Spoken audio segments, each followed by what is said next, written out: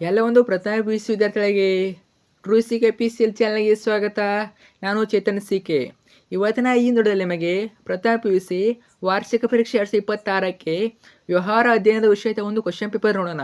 ಈ ಒಂದು question paper very important ನಿಮ್ಮ ಅನುವಲ್ ಎಕ್ಸಾಮ್ಗೆ. ಯಾಕಂದರೆ ಇಲ್ಲಿ ಯಾವ ರೀತಿ ಪ್ಯಾಟರ್ನ್ ಕೊಟ್ಟಿದ್ದಾರೆ, ಇದೇ ಪ್ಯಾಟರ್ನಲ್ಲಿ ನಿಮ್ಮೊಂದು ಅನುವಲ್ ಎಕ್ಸಾಮ್ನ ವ್ಯವಹಾರ ಅಧ್ಯಯನ ವಿಷಯದ ಬಿಸ್ನೆಸ್ ಸ್ಟಡಿ ವಿಷಯದ ಕ್ವಶನ್ ಪೇಪರ್ ಇರ್ತದೆ. ತುಂಬಾ ಇಂಪಾರ್ಟೆಂಟ್ ಕ್ವಶನ್ಗಳು, ಚೆನ್ನಾಗಿ ಓದ್ಕೊಂಡು ಹೋಗಿ. ಈಗಾಗಲೇ ಸೆಟ್ 1 ಕ್ವಶನ್ ಪೇಪರ್ ಹಾಕಿದ್ದೀನಿ. ಇದು 2ನೇ ಸೆಟ್ಟು.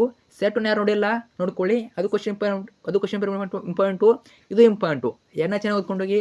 ನಿಮಗೆ ಪಾಸ್ ಆಗೋಕ್ಕೆ ಮತ್ತು ಸ್ಕೋರ್ ಮಾಡೋಕ್ಕೆ ಹೆಲ್ಪ್ ಆಗ್ತದೆ. ಖಂಡಿತ ನೋಡ್ಕೊಂಡು ಹೋಗಿ, ಹೆಲ್ಪ್ ಆಗ್ತದೆ. ಓಕೆ, ಬನ್ನಿ ಇವತ್ತು ನಾವು ವಿಡಿಯೋನ ಶುರು ಮಾಡೋಣ.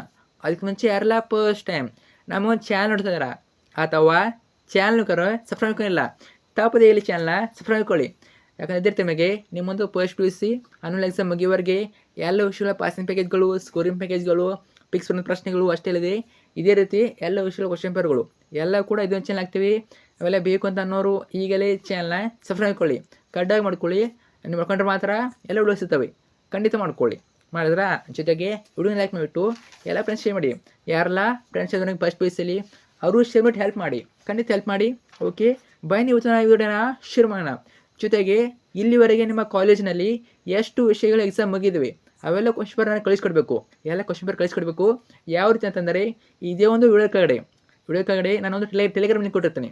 ವಿಡಿಯೋ ಕೆಳಗಡೆ ಕಮೆಂಟ್ಸ್ ಲಿಂಕ್ ಕೊಟ್ಟಿರ್ತೀನಿ ಟೆಲಿಗ್ರಾಮ್ದು. ಅಲ್ಲಿ ಮಾಡಿಬಿಟ್ಟು ಕಳಿಸ್ಕೊಡಿ, ಕಡ್ಡಾಗಿ ಕಳಿಸ್ಕೊಡಿ.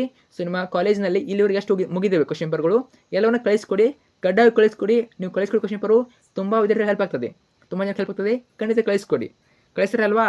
ಓಕೆ, ಬನ್ನಿ ಇವತ್ತು ನಾವು ವಿಡಿಯೋನ ಶುರು ಮಾಡೋಣ. ವಿಷಯ ವ್ಯವಹಾರ ಅಧ್ಯಯನ ಅಂಕಗಳು 80, ಸಮಯ 3 ಗಂಟೆ. ಈಗಾಗಲೇ ಒಂದು ಕ್ವಶನ್ ಹಾಕಿದ್ದೀನಿ, ಒಂದು ಕ್ವಶನ್ ಪೇಪರ್ ಹಾಕಿದ್ದೀನಿ. ಅದು ನೋಡ್ಕೊಳ್ಳಿ, ಉತ್ತರ ಸಹಿತ ಹೇಳಿದ್ದೀನಿ. ಇದು 2ನೇ ಸೆಟ್ಟು.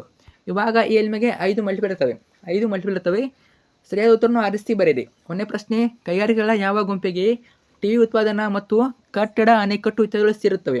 ಆಪ್ಷನ್ ಎ ಪ್ರಾಥಮಿಕ ಕೈಗಾರಿಕೆ, ಆಪ್ಷನ್ ಬಿ ತೃತೀಯ ಕೈಗಾರಿಕೆ, ಆಪ್ಷನ್ ಸಿ ದ್ವಿತೀಯಕ ಕೈಗಾರಿಕೆ, ಆಪ್ಷನ್ ಡಿ ಇವುಗಳಲ್ಲಿ ಯಾವುದು ಅಲ್ಲ. ನಿಮಗೆ ಉತ್ತರ ಗೊತ್ತಿದ್ದರೆ ಕಮೆಂಟ್ ಹಾಕಿ. ಜಸ್ಟ್ ನಂಬರ್ ಹಾಕಿಬಿಟ್ಟು ಎ ಆಗ್ತದ, ಬಿ ಆಗ್ತದ, ಸಿ ಆಗ್ತದ, ಡಿ ಆಗ್ತದೆ ಕಮೆಂಟ್ ಹಾಕಿ. ಕ್ವಶನ್ ನಂಬರ್ 2, ಸಾರ್ವಜನಿಕ ವಲಯದ ಉದ್ಯಮಿಗಳ ಹೂಡಿಕೆ ಹಿಂತೆಗೆತವೆಂದರೆ ಯಾವುದಾಗ್ಬೋದು ನೋಡಿ. ಪ್ರಶ್ನೆಗೆ 3, ಇ ಕಾಮರ್ಸ್ ಮತ್ತು ಇ ಬಿಸ್ನೆಸ್ನಲ್ಲಿ ಯಾವುದು ಹೆಚ್ಚು ವಿಶಾಲವಾದ ಪದವಾಗಿದೆ? ಪ್ರಶ್ನೆಗೆ 4, ಕಂಪನಿಯ ಹೆಸರನ್ನು ಅನುಮೋದಿಸಲು ಅರ್ಜಿಯನ್ನು ಇವರಿಗೆ ಸಲ್ಲಿಸಬೇಕಾಗುತ್ತದೆ. ಯಾರಿಗೆ ನೋಡಿ. ಪ್ರಶ್ನೆಗೆ 5, ಕೋಕಾ ಕೋಲಾದ ಪಾಕವಿಧಾನವು ಯಾವ ರೀತಿಯ ಬೌದ್ಧಿಕ ಆಸ್ತಿಯ ಅಡಿಯಲ್ಲಿ ಬರುತ್ತದೆ? ನೋಡೋಣ, ಕಮೆಂಟ್ ಹಾಕಿ ಉತ್ತರ ನಿಮ್ಗೆ ಗೊತ್ತಿದ್ದರೆ, ಅಥವಾ ನೆಕ್ಸ್ಟಲ್ಲಿ ಉತ್ತರ ಕೊಡ್ತೇನೆ, ಇಲ್ಲ ಗ್ರೂಪಲ್ಲಿ ಹಾಕಿರ್ತೀನಿ. ಯಾವ ಗ್ರೂಪು? ವಾಟ್ಸಪ್ ಚಾನಲ್ ಮತ್ತು ಟೆಲಿಗ್ರಾಮ್ ಗ್ರೂಪು, ಅಲ್ಲಿ ಜಾಯ್ನ್ ಆಗಿರಿ. ಆನ್ಸರಲ್ಲಿ ಹಾಕಿರ್ತೀವಿ. ನಂತರ ಸೆಕೆಂಡ್ ಮೇನು 5 ಬಿಟ್ಟ ಸ್ಥಳ ಇರ್ತದೆ. ಫಿಲ್ ನಮ್ ಬ್ಲಾಂಕ್ಸ್ 5 ಮಾರ್ಕ್ಸ್ ಇರ್ತದೆ. ಸೊ ಬ್ರಾಕೆಟಲ್ಲಿ ಉತ್ತರ ಕೊಟ್ಟಿರ್ತಾರೆ. ನೀವು ಸರಿಯಾದ ಉತ್ತರವನ್ನು ಆರಿಸಿಬಿಟ್ಟು ಬರಬೇಕು. ಕ್ವಶನ್ 6, ಹಿಂದೂ ಅವಿಭಕ್ತ ಕುಟುಂಬ ಸಂಸ್ಥೆಯ ಮುಖ್ಯಸ್ಥನನ್ನು ಡ್ಯಾಶ್ ಎಂದು ಕರೆಯುತ್ತಾರೆ. ಏನಂತ ಕರೀತಾರೆ? ಕರ್ತ ಅಂತ ಕರೀತಾರೆ, ಕರ್ತ. ಪ್ರಶ್ನೆ 7, ಡ್ಯಾಶ್ ಅಗೋಚರವಾದದ್ದು. ಏನು ಅಗೋಚರವಾದದ್ದು ನೋಡಿ. ನಂತರ 8, ಧಾರ್ಮಿಕ ಭಾವನೆಗಳನ್ನು ಗೌರವಿಸುವುದು ಡ್ಯಾಶ್ ಹೊಣೆಗಾರಿಕೆ ಉದಾಹರಣೆಯಾಗಿದೆ. ಪ್ರಶ್ನೆ 9, ಸಾರ್ವಜನಿಕರಿಗೆ ಸಾಲ ಪತ್ರಗಳನ್ನು ಬಿಡುಗಡೆ ಮಾಡಲು ಡ್ಯಾಶ್ ಪ್ರಾತಿನಿಧ್ಯ ಸಂಸ್ಥೆಗಳಿಂದ ಕ್ರೆಡಿಟ್ ರೇಟಿಂಗ್ನ ಉತ್ತಮ ಪ್ರಮಾಣ ಪತ್ರ ಪಡೆದುಕೊಂಡಿರಬೇಕು. ಪ್ರಶ್ನೆ 10, ವಿದೇಶದಿಂದ ಸರಕುಗಳನ್ನು ಖರೀದಿಸುವುದಕ್ಕೆ ಡ್ಯಾಶ್ ಎಂದು ಕರೆಯುತ್ತಾರೆ. ಏನಂತ ಕರೀತಾರೆ ನೋಡಿ. ಏನಂತ ಕರೀತಾರೆ? ಆಮು ಅಂತ ಕರೀತಾರೆ. ಇದೇ ರೀತಿ ತುಂಬಾ ಈಸಿಯಾಗಿ ನೋಡ್ಕೊಳ್ಳಿ. ನಂತರ ಹೊಂದಿಸಿ ಬರೀರಿ. ಟೋಟಲಾಗಿ 5 ಮಾರ್ಕ್ಸ್ ಇರ್ತದೆ. ಅರ್ಥಾಯ್ತಾ? ಎ ಇಂದ ಬಿಗೆ ಮ್ಯಾಚ್ ಇಟ್ಟು ಬರಬೇಕು, ಹೊಂದಿಸಿ ಬರಬೇಕು. ಎ ವ್ಯವಹಾರ ಅಥವಾ ವೃತ್ತಿ ಅಥವಾ ಉದ್ಯೋಗ, ಬಿ ಮಿಶ್ರ ಆರ್ಥಿಕತೆ, ಸಿ ಕಡಲ ಅಥವಾ ಜಲ ವಿಮೆ, ಡಿ ಭೌಗೋಳಿಕ ಸಂಕೇತಗಳು, ಇ ಅಂತಾರಾಷ್ಟ್ರೀಯ ವ್ಯವಹಾರ. ಯಾವುದಕ್ಕೆ ನೋಡಿ ಮ್ಯಾಚ್ ಇಟ್ಟು ಬರೀರಿ. ನಂತರ 4th ಮೇನು, ಕೆಳಗಿನ ಪ್ರಶ್ನೆಗಳಿಗೆ ಪ್ರತಿಯೊಂದಕ್ಕೂ ಒಂದು ಪದ ಅಥವಾ ಒಂದು ವಾಕ್ಯದಲ್ಲಿ ಉತ್ತರಿಸಿ. ಟೋಟಲಾಗಿ 5 ಮಾರ್ಕ್ಸ್. ಪ್ರತಿಯೊಂದಕ್ಕೂ 1 ಅಂಕ, ಅಂದರೆ 1 ಪ್ರಶ್ನೆಗಳು. 12, ಯಾವ ಪ್ರಕಾರ ಸಂಸ್ಥೆಗಳಲ್ಲಿ ಲಾಭವನ್ನು ಹಂಚಿಕೊಳ್ಳುವುದಿಲ್ಲ? ಯಾವ ಪ್ರಕಾರ ಸಂಸ್ಥೆಗಳು ನೋಡ್ಕೊಳ್ಳಿ. ಪ್ರಶ್ನೆ 13, ತುಂಬಾ ಇಂಪಾರ್ಟೆಂಟ್ ಕ್ವಶನ್ ಬಂದ ಮೇಲೆ ಇದ್ದೀನಿ, ರಿಪೀಟ್ ಆಗ್ಬೋದು. ಇದರ ಜೊತೆಗೆ ಮಹಾಲಕ್ಷ್ಮಿ ಹಾಕಿದ್ದೀನಿ, ಅದು ನೋಡ್ಕೊಳ್ಳಿ. 13, ಸಾಲ ಪತ್ರಗಳ ಯಾವುದಾದ್ರೂ ಒಂದು ಪ್ರಕಾರವನ್ನು ಬರೆಯಿರಿ.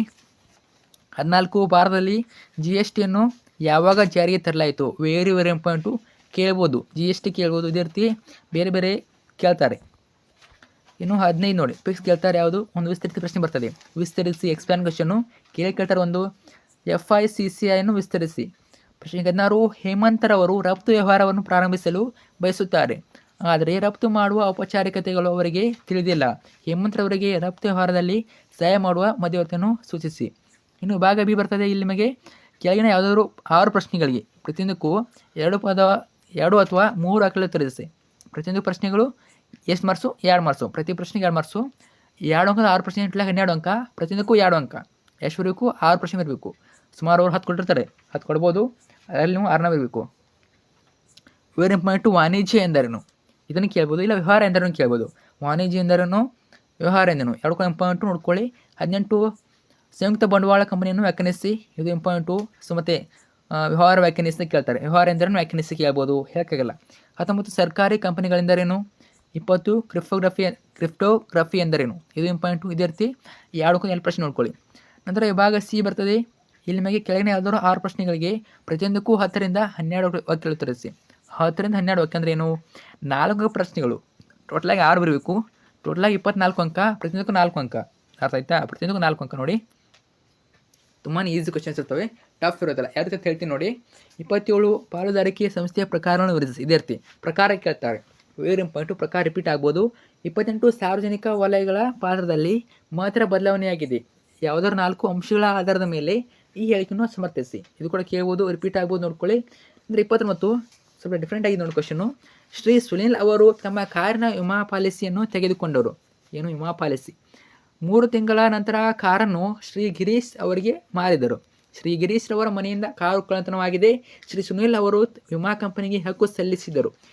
ಅವರು ವಿಮಾರ ಆಸಕ್ತಿಯನ್ನು ಹೊಂದಿರದ ಕಾರಣ ಅವರ ಕ್ರೈಮನ್ನು ತಿರಸ್ಕರಿಸಲಾಗಿದೆ. ಇಲ್ಲಿ ABC ಅಂತ 3 ಕ್ವಶನ್ ಕೊಡ್ತಾರೆ. ವಿಮಾರ ಆಸಕ್ತಿಯ ತತ್ವ ಏನು ಹೇಳುತ್ತದೆ? B, ಶ್ರೀ ಸುನಿಲ್ ಹಕ್ಕು ಮಂಡಿಸಿದ್ದು ಸರಿಯೇ? C, ಪರಿಹಾರ ಯಾರಿಗೆ ಬೇಕು? ನೋಡಿ, ಟಫ್ ಆದರೆ ನೀವು ಬೇರೆ ಕ್ವಶನ್ ಇರ್ಬೋದು, 10 ಕ್ವಶನ್ ಇರ್ತವೆ, ನಿಮ್ಮ ಇಷ್ಟ ಬಂದೇ ಬರೀರಿ. ಇನ್ನು 30 ಆನ್ಲೈನ್ ವಹಿವಾಟಿನಲ್ಲಿ ಒಳಗೊಂಡಿರುವ ಹಂತಗಳನ್ನು ಸಂಕ್ಷಿಪ್ತವಾಗಿ ವಿವರಿಸಿ. 7 ಹಂತಗಳು ನೋಡ್ಕೊಳ್ಳಿ. ವಾದಗಳು, ಕಲಂ ಮತ್ತು ಮನಿಪತ್ರದ ಯಾವ ಕಲಮು ನೋಡ್ಕೊಳ್ಳಿ. ಮನಿಪತ್ರ ಕಲಮು ನೋಡ್ಕೊಳ್ಳಿ. ಅರ್ಥ ಆಯ್ತಾ? ಇದೇ ರೀತಿ ಎಲ್ಲ ಕ್ವಶನ್ ನೋಡ್ಕೊಳ್ಳಿ, ರಿಪೀಟ್ ಆಗ್ಬೋದು. ನಂತರ ವಿಭಾಗ ಡಿ ಬರ್ತದೆ. ವಿಭಾಗ ಡಿ ನಿಮಗೆ 8 ಪ್ರಶ್ನೆ ಇರ್ತವೆ.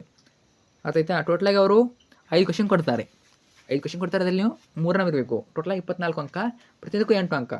ನೋಡಿ, 8 ಮಾರ್ಕ್ಸಲ್ಲಿ ನಿಮಗೆ PTK ಹಾಕಬೇಕು. PTK ವಿಷಯವರನೇ ಉಪಸಂಹಾರ 3ನ ಕಡೆ ಹಾಕಲೇಬೇಕು. ಜೊತೆಗೆ PTK ನಂತರ ಏನು ಮಾಡಬೇಕು? ವಾಕ್ಯವನ್ನು ಬರೀಬೇಕು, ಹೇಳಿಕೆಯನ್ನು ಬರೀಬೇಕು. ಅರ್ಥ ಆಯ್ತಾ? ಇಲ್ಲ ಅರ್ಥವನ್ನು ಬರೀರಿ. ಇಷ್ಟು ಬರೀರಿ. 37 ನೋಡಿ, ರಿಪೀಟ್ ಆಗ್ತದೆ ಕ್ವಶನ್ಗಳು. ವ್ಯವಹಾರ ನಷ್ಟಭೇದ ಪರಿಕಲ್ಪನೆ ಮತ್ತು ಅದರ ಕಾರಣವನ್ನು ವಿವರಿಸಿ. ಇದು ಕೂಡ ಇಂಪಾರ್ಟೆಂಟು. ಜೊತೆಗೆ ಮೋಲ್ ಕ್ವಶನ್ ನೋಡ್ಕೊಳ್ಳಿ. 38 ವ್ಯವಹಾರ ಸಂಸ್ಥೆಯಲ್ಲಿ ಲಾಭವನ್ನು ಹಂಚಿಕೊಳ್ಳಲು ವ್ಯಕ್ತಿಗಳು ಸ್ವಯಂ ಪ್ರೇರಿತ ಸಂಘಟನೆಯಾಗಿದ್ದು ವರ್ಗಾಯಿಸಲ್ಪಡಬಹುದಾದ ಷೇರುಗಳಲ್ಲಿ ವಿಭಜಿಸಲ್ಪಟ್ಟ ಬಂಡವಾಳವನ್ನು ಹೊಂದಿರುವ ಸಂಸ್ಥೆಯ ಪ್ರಕಾರವನ್ನು ಹೆಸರಿಸಿ ಮತ್ತು ಇದರ ಲಕ್ಷಣಗಳನ್ನು ವಿವರಿಸಿ. 39 ವಾಣಿಜ್ಯ ಬ್ಯಾಂಕುಗಳ ಕಾರ್ಯಗಳನ್ನು ವಿವರಿಸಿ. ವೆರಿ ಇಂಪಾರ್ಟೆಂಟು, ವಾಣಿಜ್ಯ ಬ್ಯಾಂಕ್ ಕಾರ್ಯಗಳು. ನಂತರ ಸಗಟು ವ್ಯಾಪಾರ ಬಗ್ಗೆ ನೋಡ್ಕೊಳ್ಳಿ. ಆಮದು ಕ್ರಮಾನುಗತಿ ಎಲ್ಲ ಇಂಪಾರ್ಟೆಂಟು. ಇದರಲ್ಲಿ 1 ಅಥವಾ 2 ಒಂದೇ ಬರ್ತವೆ. ಅಥವಾ ಚೆನ್ನಾಗಿ ಓದ್ಕೊಳ್ಳಿ. ಫ್ರೆಂಡ್ಸ್ ಶೇರ್ ಮಾಡಿ ಮತ್ತು ಕಳಿಸ್ಕೊಡಿ. ಕ್ವಶನ್ ಪೇಪರು ಲಿಂಕು ಕೊಟ್ಟಿರ್ತೀನಿ, ಅಲ್ಲಿಂದ ಕಳಿಸ್ಕೊಡಿ. ಫ್ರೆಂಡ್ಸ್ ಶೇರ್ ಮಾಡಿ. Thank you so much.